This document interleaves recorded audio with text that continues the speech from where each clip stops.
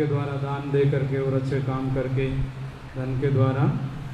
कबीर माया रूखड़ी दो फल की दातार, खावे खर्चे मुक्ति दे संचय तो नरक द्वार। इसलिए संचोड़ी तो धनवान आदमी ने हाथ बना देगी या नरक में चला जाएगा, और उनको ठीक खर्चने के कारण से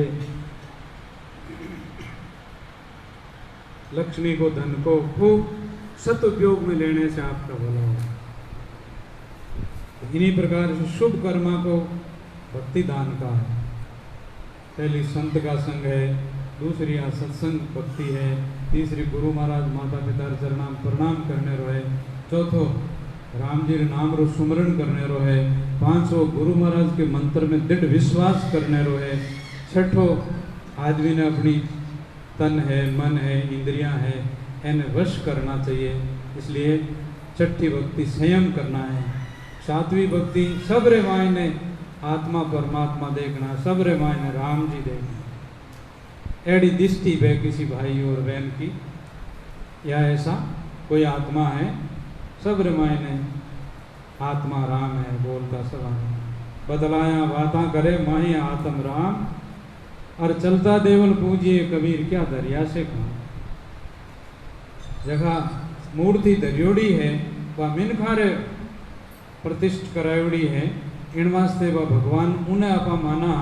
लेकिन भगवान मोटा तो मानने वाला और मोटी बुद्धि तो वाणी है, जो सबरे मायने भगवान देखता है, जो बोलता राम आत्मा राम सब।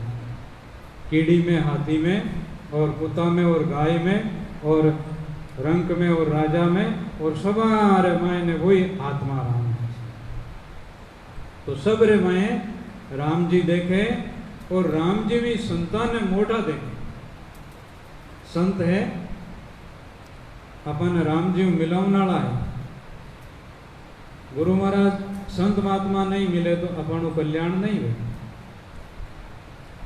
समुद्र का पानी बादलों के द्वारा आन बरसे, समुद्र आएगा तो मार देगा, है ना। समुद्र के अंदर रहने वाला कभी समुद्र उफान आवे, उन टाइम मायने मिनखा में बहुत खेल होगा ने बस बड़े रेवे जगह ने बहुत दुर्गति में मार दे। इसलिए वो मर्यादा उल्लंघन नहीं करता है, कभी करता है तो बहुत दिक्कत आती है।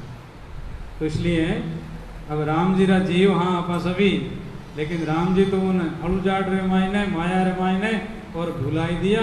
और पाछा संत मिले तो अपन समझावे कि भाई इस तरह से रहो, और आपने मान को जन्म मिलियो है, और इन वास्ते थोड़ा दिना के लिए मेहमान आया हो, आप चले जाओगा। इसलिए सातवीं भक्ति सबरे मायने राम देखना, और राम जी भी संतान मोटा समझना। और आठवीं बात बताई कि आपकी कमाई रे मायने संतोष, आपकी स्त्री रे मायने, आपरा धन रे मायने, और आप रे घर रे मायने संतोष सुख से जीना चाहिए। पराई स्त्री को माता बहन समझना, पराई धन को धूड़ समझना, और आप रे घर में आप रे जैसी आपकी कमाई है उसमें संतोष से, यथा लाभ संतोष। और सपना रे मायने दूसरा रा वो गुण नहीं देखे कि वो एडो है, नो एडो है, नो यूं है, नो यूं नहीं। दूसरा रा वो गुण देखना, वहाँ आपने भारा बन जाए, आप कर्मा में गिली जाओ। और इन में देखो तो किसी का गुण देखो, लेकिन वो गुण मत देखो। ये आठवीं भक्ति नम्मी सरल होई, आदमी सरल बन जावे, सीधा बन जावे, कोई कुबद नहीं वेवे, कोई छल नहीं वेवे, कोई कपट नहीं वेवे, उन आत्मा रो कल्याण। नहीं तो दिखावटी बनने मायने तो बहुत सरल सीधा दिखे, लेकिन मायने बाटा भरवड़ा वे तो कहीं।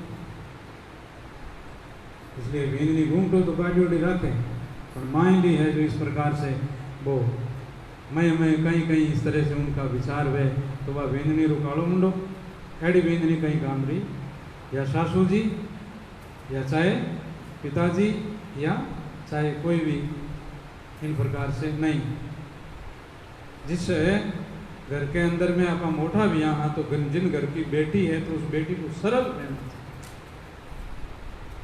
आपकी भौजाई के सामने, भाई के सामने, पिता के सामने और इस प्रकार से ऐसी के वारे वाह देखो अपन घर में कन्या भी जब ससुराल जावे तो हैं घर उन रोवे घर नहीं तो उन छोरी रो व्यवहार ठीक नहीं वे तो कालो मुंडो भाई रो लांबी की गिरे मिट्टी।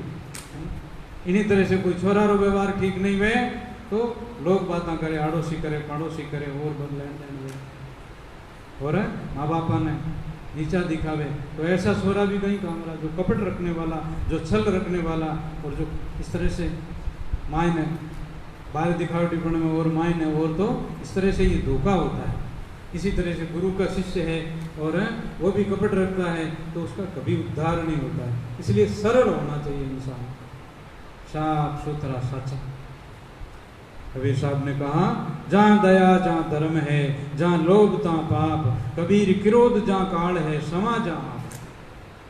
इसलिए पहली भक्ति संत का संग, दूसरी भक्ति सत्संग, तीसरी भक्ति गुरु के चरणों में प्रणाम, चौथी भक्ति परमात्मा के नाम को लेना, पांचवी भक्ति गुरु मंत्र में दृढ़ विश्वास करना और छठी भक्ति माने संयम शील रखना और सातवीं भक्ति में सबको राम देखना और राम जी भी संतान मोटा मानना, आठवीं भक्ति संतोष रखना, दूसरा अवगुण नहीं देखा, नवमी सरल सब होई तो उसका उद्धार हो जाए।